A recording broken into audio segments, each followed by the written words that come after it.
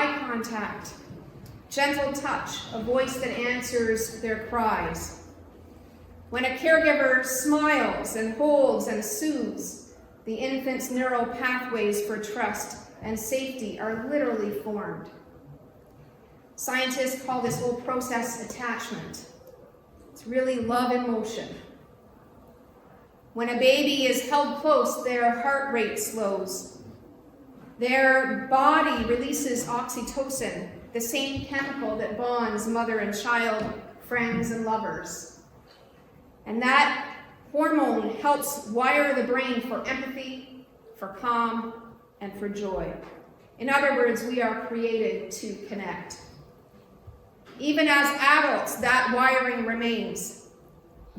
Our bodies still crave the reassurance of presence and belonging.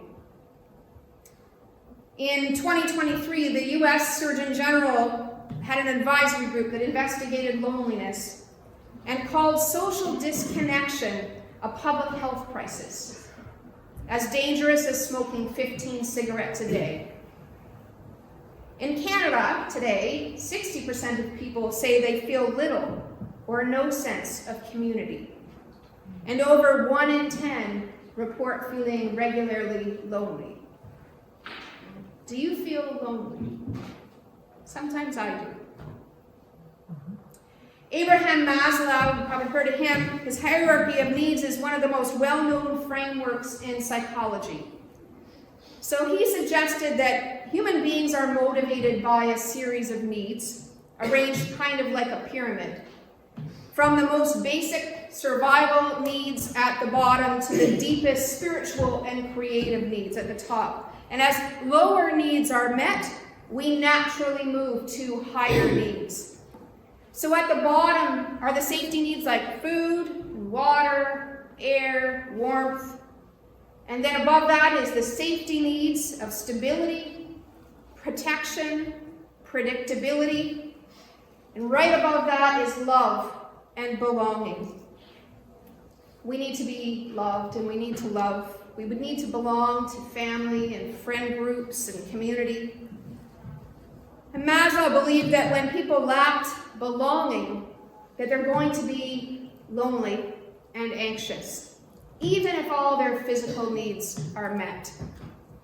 That's why disconnection and rejection hurt so deeply, and it's why love has the capacity to heal most profoundly. It's also why Jesus redefined family. When we think of belonging, some of us think about our families. It's our first and sometimes our most intimate circle of connection. It can also be our strongest source of disconnection. But Jesus did something radical with the idea of family, and he radically expanded that idea. So in Mark 31, he's talking about, mothers and brothers, and he looks around the crowd and says, "Who are my mothers and brothers?" And he says, "Here they all are. Here they all are, my mothers and my brothers. Whoever does the will of God," he says, "is my brother, my sister, my mother." It sounds at first like he might have been rejecting his own family, but it isn't. He's redefining it.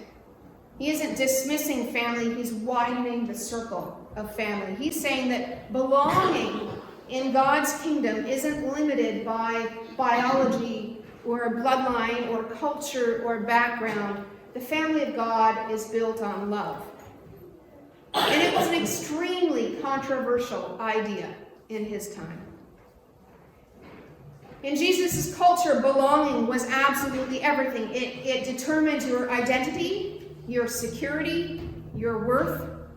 People belonged to their tribe, their family line, their village. Your name was literally linked to your father's. So you read in the Bible things like, James, son of Zebedee, or Mary of Magdala.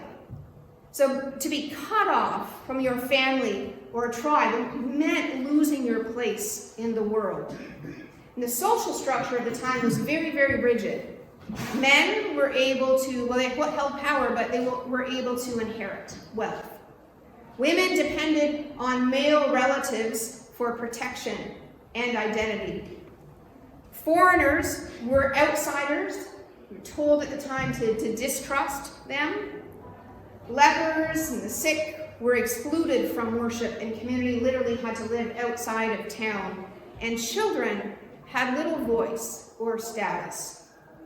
So belonging was very narrow and fragile and often conditional. You belonged if you were pure enough or powerful enough. If you lived like everyone expected you to, then you were in. And if you didn't, you were out. And then came Jesus, who radically redefined family and community. And everywhere he went, he broke the boundaries of who belonged. So he reached out and touched people who were sick, which you weren't supposed to do. He spoke with women in public, something no respectable rabbi did. He ate with tax collectors, who were despised at the time as collaborators with the Roman Empire. He healed Gentiles, that meant foreigners. He healed them, he spent time with them, and he praised their faith. And he lifted children into his arms and said, the kingdom of God really belongs to these. And each of those moments, in a way, was a quiet revolution, which all added up to his death.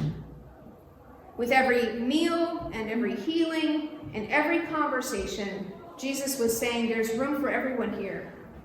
You belong. Jesus' idea of family is why I was attracted to the church as a very young person. Truthfully, I never quite felt that I fit anywhere growing up. I felt that, I was interested in things that typically teenagers were not interested in. I was going to church twice a week, right? It's not normal. I liked the vision. Why I did that was because I increasingly liked the vision of what the church was trying to be for people. Even if it wasn't perfect as an institution, even if the people in it weren't perfect, I liked the vision and the idea. A place where you could belong no matter what, where you could fit because you weren't forced to be like everybody else. Because everyone around you was looking at your heart the way that God would look at your heart. With mercy and love and looking for the best. Not sideways looks, not sizing you up, just you belong. I love that idea. I loved it then, and I still love it now. Welcome. You belong. Baptism is one of the rituals of belonging that we have in the church.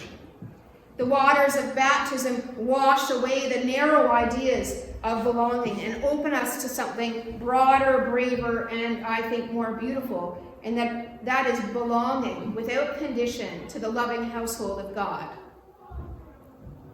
When we baptize, we're declaring you belong to this family, not because you share our DNA, not because you share all of our opinions or thoughts, but because you are purely welcomed through the grace of God. In a world where so many people feel rootless and alone and estranged, that redefinition of family changes everything. It means that a child who grows up without a strong home has a place to belong. The single person, the widow, the newcomer, the seeker, the sinner, all have a spiritual family here. And it means that love is the true measure of kinship. When the water of baptism is poured, it's as if God whispers again that what we were meant to know from our birth, that you belong, you are loved, and you are mine. When we are at our best, as a church, every person who wheels or walks through our door feels safe and feels like they belong. That this sanctuary is a safe place for their heart in whatever condition it is. Belonging lives here. That's what we're about. Especially if you feel broken, tired, flawed, lonely, grieving, anxious, angry, or like you don't fit. You belong.